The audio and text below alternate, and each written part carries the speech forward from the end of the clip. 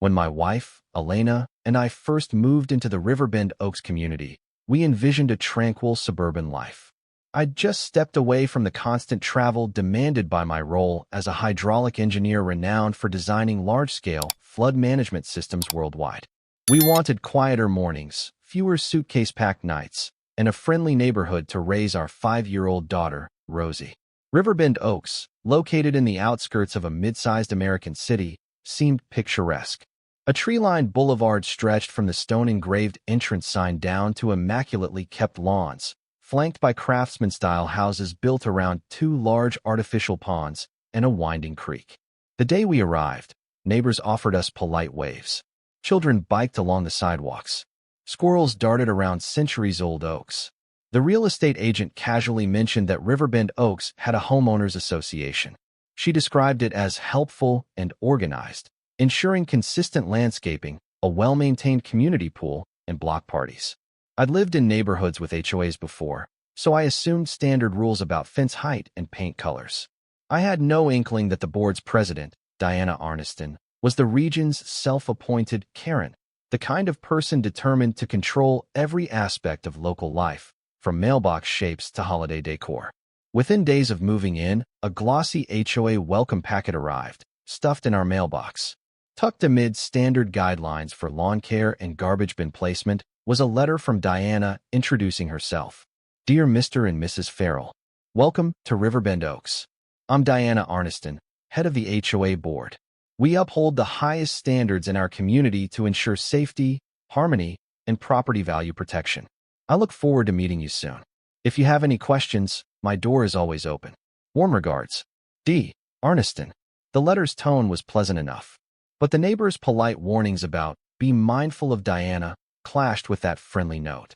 One older resident named Gavin whispered that she once fined him because his teenage grandson's bike left a dirt trail through the grass. She can be vicious, he confided. Best to stay off her radar. I smiled politely, thinking I'd keep my head down, follow the rules, and hopefully face no trouble. Yet, little did I know, Diana had bigger matters than paint swatches on her mind, and that I, inadvertently, would stand in her way. While settling into Riverbend Oaks, I discovered an interesting piece of local infrastructure. The neighborhood was prone to occasional flash flooding from the nearby Creekbend River, especially during heavy storms. In response, the developer had installed an emergency water pump system, a network of pumps and drainage channels to divert overflow from the creek into the larger city drainage lines. Strategically placed around the perimeter, these pumps were meant to activate automatically when water levels rose beyond safe thresholds. As a hydraulic engineer with a background in designing flood mitigation systems internationally, I found this setup intriguing. On an afternoon jog, I noticed a locked, fence-enclosed station near the southwestern corner of the subdivision. Through the chain link, I saw large diesel generators, an array of pipes, and sensor equipment. Perfectly standard for a flood-prone region. My professional curiosity piqued. I asked a neighbor about it, who shrugged, saying, the HOA maintains it somehow. But we rarely get major floods. Once a year or so, we do a test run. That's about it. I recalled the real estate agent saying the system had never been used in a true emergency, but it provided peace of mind. With climate patterns shifting, any prudent community near a river would want such a line of defense. I quietly admired whoever had insisted on building it. These systems could be lifesavers if a once-in-a-century flood hit.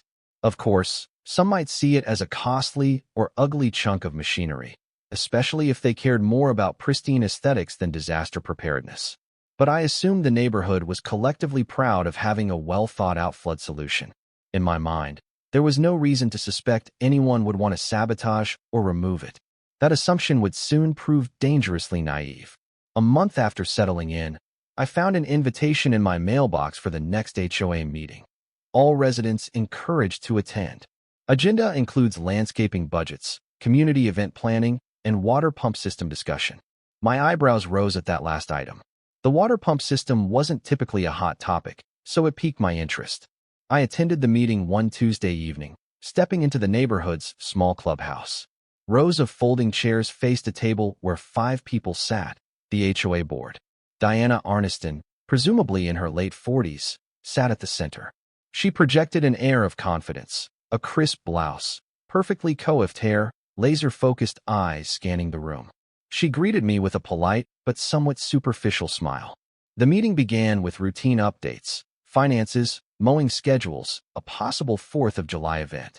Then, about halfway through, Diana addressed the water pump system agenda item. Her voice took on a serious edge. "Fellow residents," she said, "we face a pressing concern. Our emergency water pump maintenance costs have risen drastically. We've spent thousands this past year on inspections and diesel fuel backups. Meanwhile, we rarely experience floods. Many of us wonder if that system is truly necessary or worth the expense." A mild murmur passed through the audience. Diana flipped through papers. "I've gathered data suggesting we could scale back or even remove certain pumps, saving on upkeep. The old developer insisted on these pumps, but times have changed. We have stable river levels, better city drainage, and I believe we can reallocate those funds to more pressing needs, like landscaping and beautification." I raised a cautious hand. She nodded. I introduced myself. "I'm James Farrell, new resident. Actually, I'm a hydraulic engineer by profession. These pumps might be essential in case of extreme floods. It's risky to remove them without thorough study." Diana's eyes narrowed slightly. She seemed surprised. "Indeed, Mr. Farrell. But from our records, the flood risk here is minimal. And we have the city's drainage system, as I mentioned." I pressed gently. A 100-year flood, or even a strong storm, can occur unexpectedly. If the pumps are compromised, we risk severe property damage and potential liability for the HOA if the system was deliberately weakened. A flicker of annoyance crossed her face. "Appreciate the input. We'll weigh all perspectives." She turned swiftly to the next topic, brushing me off. After the meeting, a few neighbors thanked me for speaking up. One told me quietly, "Diana's been ranting about that pump station for months, calling it an eyesore and a waste." But those of us who remember the '98 flood think it's a valuable safeguard. I left the clubhouse unsettled. Why was Diana so eager to cut corners on a crucial flood defense? Sure, maintenance might be expensive, but it was dwarfed by the potential cost of flooding. My gut warned that a storm was brewing, both meteorologically and politically, around those pumps and around Diana's ambitions. In the weeks following that HOA meeting, I noticed subtle changes in how people treated me. Some neighbors, particularly older folks, thanked me for championing the water pumps. Others, apparently in Diana's circle, seemed distant or standoffish. I'd wave hello, and they'd offer quick nods, turning away. Gossip about the pump system swirled, with some claiming we don't need such expensive machinery, while others insisted better safe than sorry. Meanwhile, a new HOA bulletin circulated, authored by Diana, titled "Fiscal Responsibility and Our Community's Future." In it, she highlighted the ballooning costs of the pump station, suggesting alternative solutions, like partial removal or minimal maintenance. She used phrases like eyesore, unnecessary, reduced property value, fueling a narrative that the system was more trouble than it was worth. Her stance perplexed me. Rarely do homeowners want to reduce flood protection, as it can boost insurance rates or risk expensive damage. Was her motive purely aesthetic, or was there something else? One evening, I tried talking with the HOA's treasurer, Paul, to gather facts about the system's actual costs. He apologized awkwardly, saying, "Diana's basically taken over that aspect. I just see broad invoices from the contractor. She insists we can reallocate money if we cut down the station. But I'm not privy to her bigger plan." He seemed uneasy, as if worried about crossing her. Curiosity led me to contact the local flood management office in the city government. They confirmed that Riverbend Oaks was in a moderate flood zone. The pump system had been installed voluntarily by the developer to mitigate seasonal or flash floods. There was no immediate requirement to keep it, but also no official recommendation to remove it. The city official concluded, "If you're at all concerned about flooding, I'd keep it. But the HOA can decide." Elena, noticing my frustration, gently teased, "You can't escape your job, can you? Even here, you're fighting about water management." I half smiled. "I just want to ensure the neighborhood stays safe.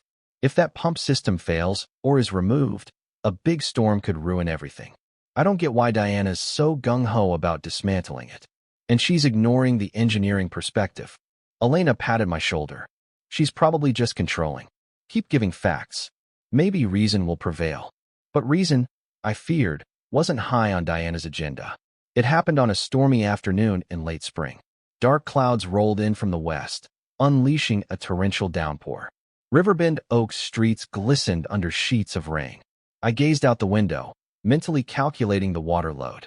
A typical thunderstorm shouldn't push the creek to overflow, but I wondered if the pump system would automatically activate, as designed. Then, unexpectedly, the doorbell rang. I opened it to find my neighbor Gavin, soaked, panting. "Jim, you gotta come see the southwestern pump station. Something's off. Alarms are blaring, and water's not draining right." Heart pounding, I grabbed a raincoat and followed him down the drenched sidewalk. At the station's fence, we found the gate slightly ajar. Odd, since it was typically locked. Inside, an alarm bell shrieked. Water was pooling around the base of the generator. The main pump sat idle, not running. This was a big red flag.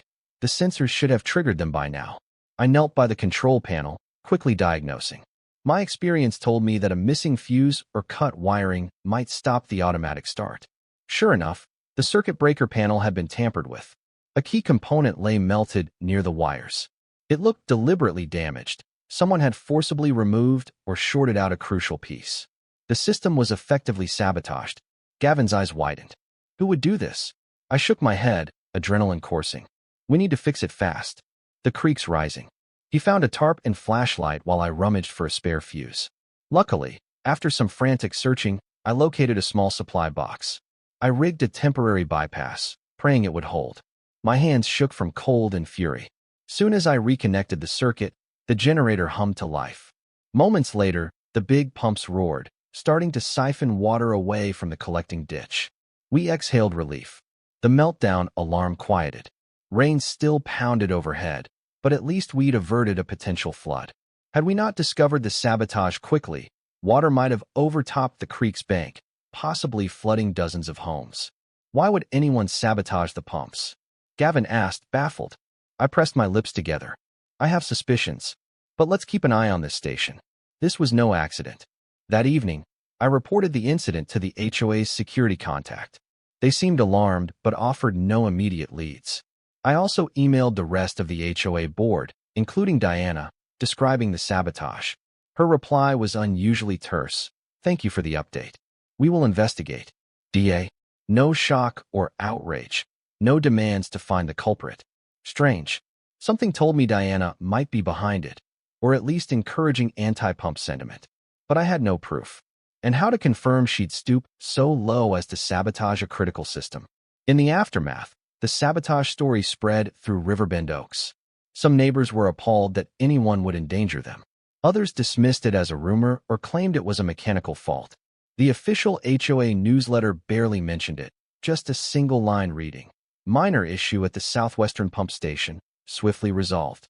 Meanwhile, Diana ramped up her push to dismantle or reduce the pump station. At the next HOA meeting, she presented slides about budget overruns, claiming the system was outdated and required exorbitant repairs. She proposed removing at least 2 of the 3 major pumps to save money. I stood up and calmly refuted her claims, pointing out the real data. The annual maintenance cost, while not negligible, was far less than potential flood damage.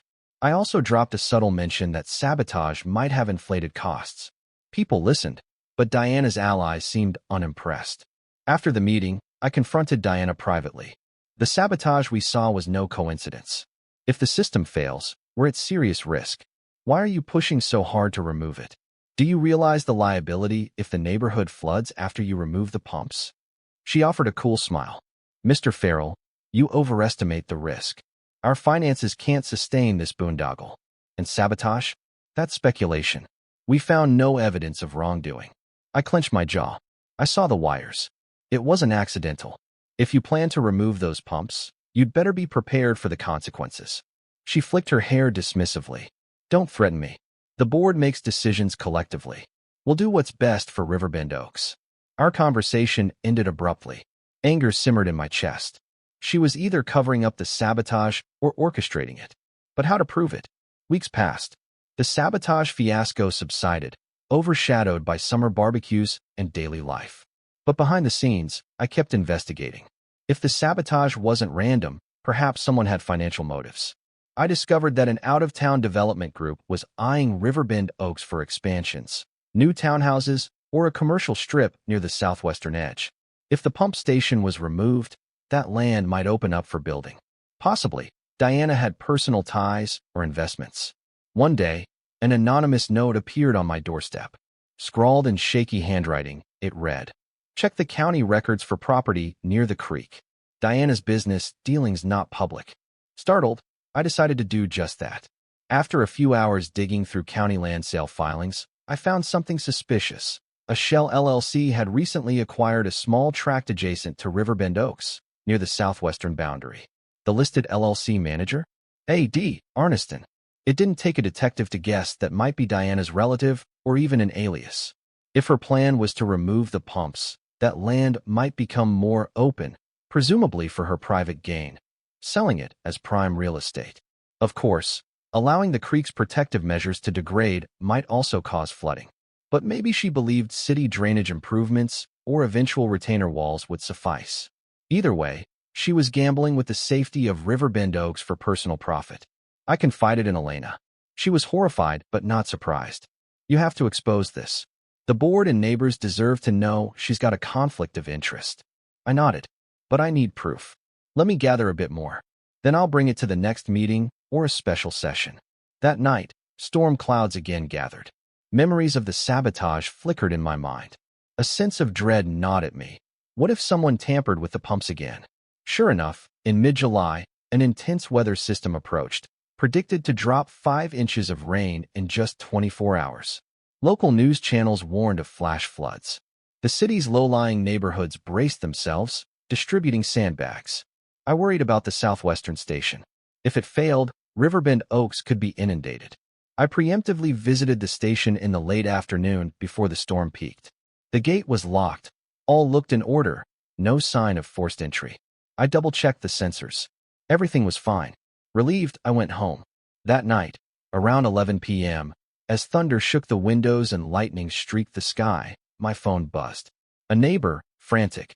The southwestern station alarms going off again. Water's backing up in the drainage ditch. Heart pounding, I threw on rain gear and raced out. Wind whipped at me, rain lashing sideways.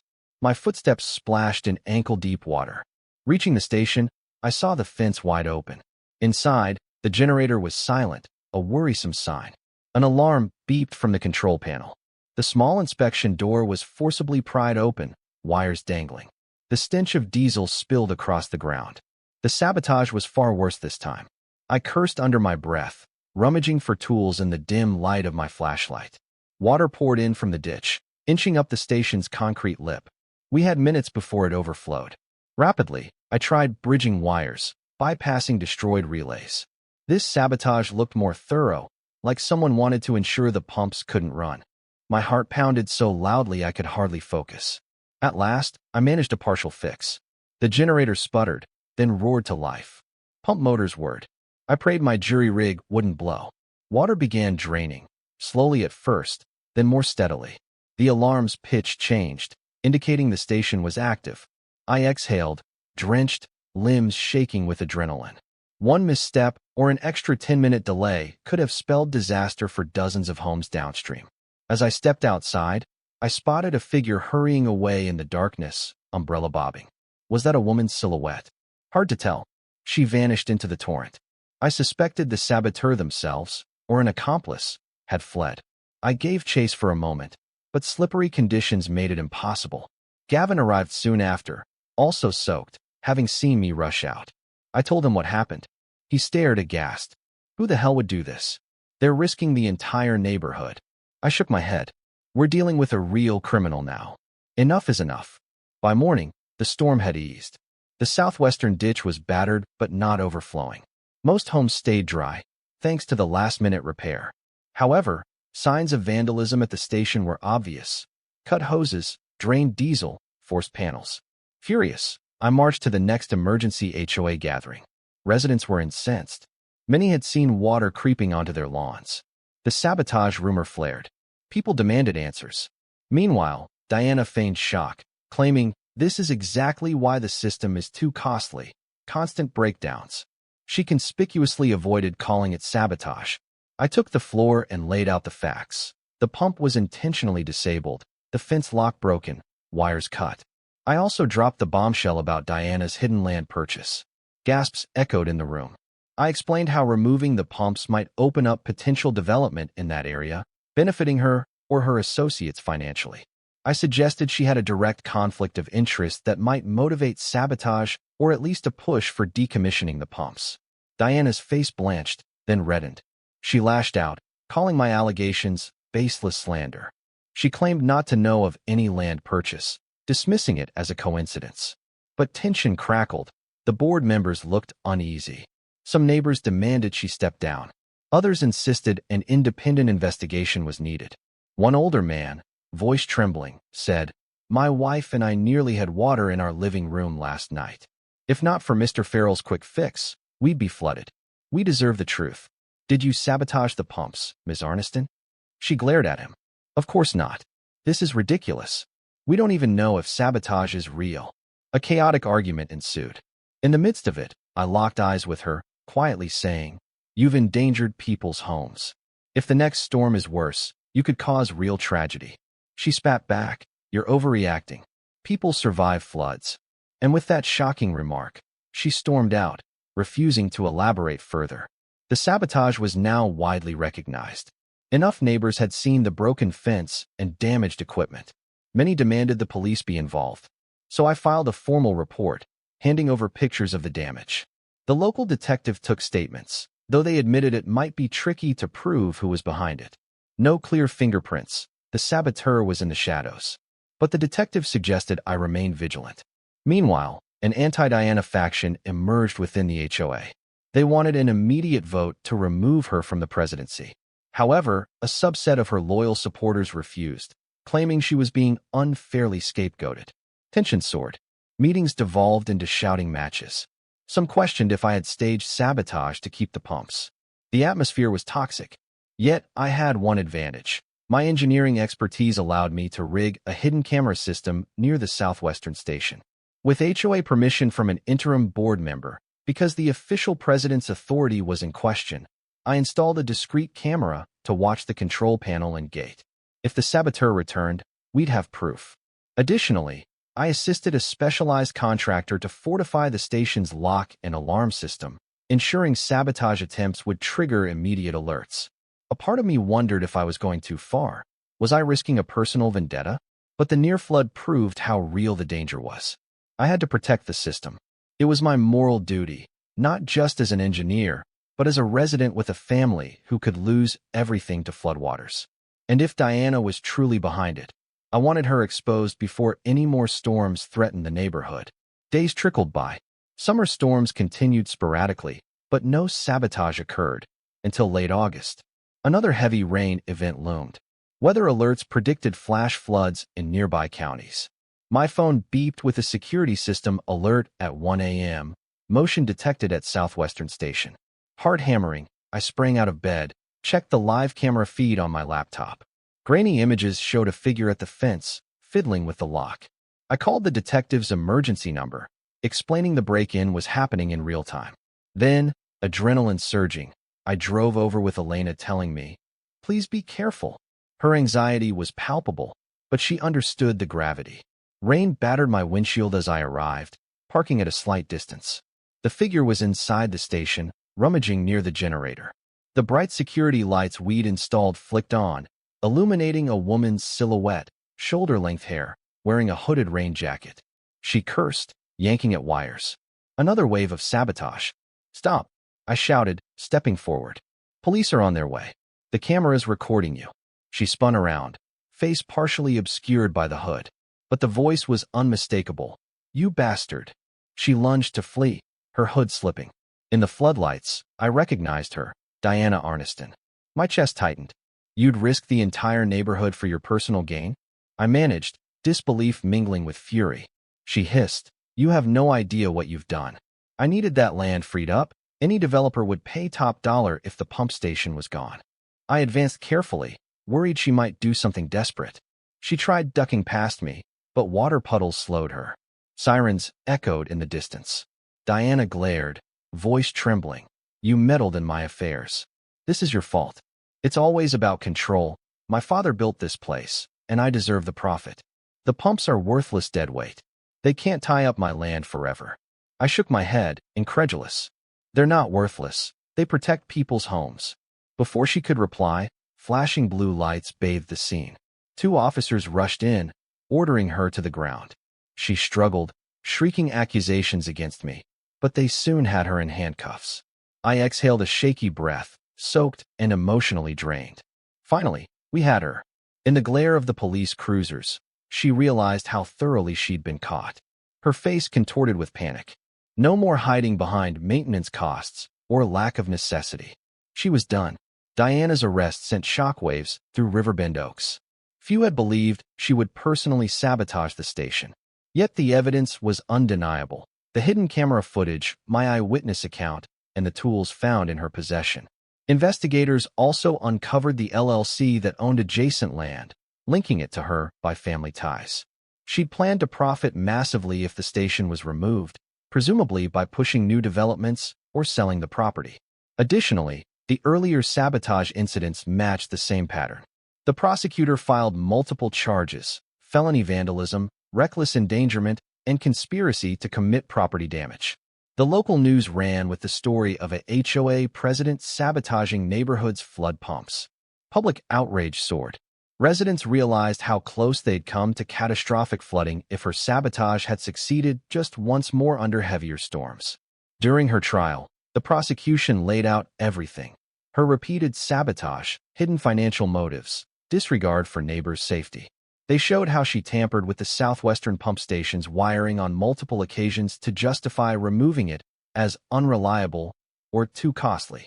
The court also saw how I had repaired the station just in time, preventing major floods. As the star witness, I testified about the system's importance, how sabotage of such critical infrastructure could have destroyed homes or even cost lives. The jury sat rapt. Diana's defense tried painting me as an attention-seeking engineer with a vendetta. That argument fell flat in the face of camera footage showing her in the act. The verdict: guilty on all major counts. The judge condemned her reckless endangerment, calling it an unforgivable betrayal of community trust. She received a prison sentence of several years. Furthermore, the civil suits from outraged homeowners quickly followed. Some homes had still suffered minor yard flooding. Others were terrified by the near disasters. The judge also granted restitution claims, forcing her to pay substantial damages. To satisfy these debts, her property, once a stately house in Riverbend Oaks, was seized and auctioned. The land she hoped to profit from? Tied up in legal proceedings. No developer wanted to touch it amid the scandal. In short, she lost everything. With Diana behind bars, the HOA restructured. New leadership apologized for ignoring warnings about sabotage. They allocated funds for a thorough upgrade of the pump system. A few neighbors who once supported Diana expressed shame for doubting the sabotage claims. Some even thanked me for my vigilance. As for me, I quietly resumed life in Riverbend Oaks with Elena and Rosie. The pump station, now upgraded with advanced sensors and tamper-proof enclosures, stood as a testament to the community's resilience. During the next big storm, the system kicked in without a hitch, draining water swiftly, leaving the neighborhood safe and dry.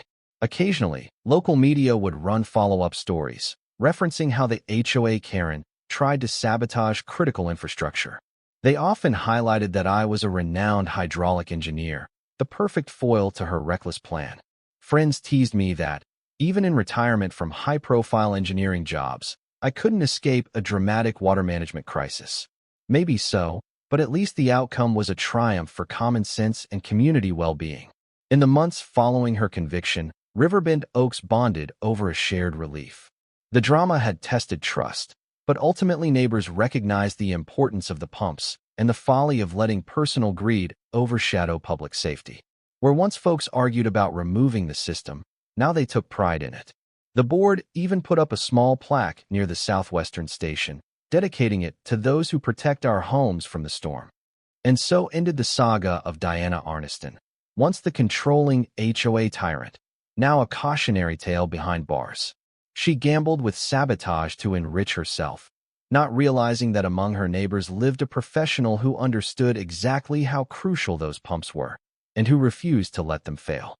Though the storms still come and go, Riverbend Oaks endures, confident in the knowledge that no individual's arrogance will ever again threaten its lifeline against the flood.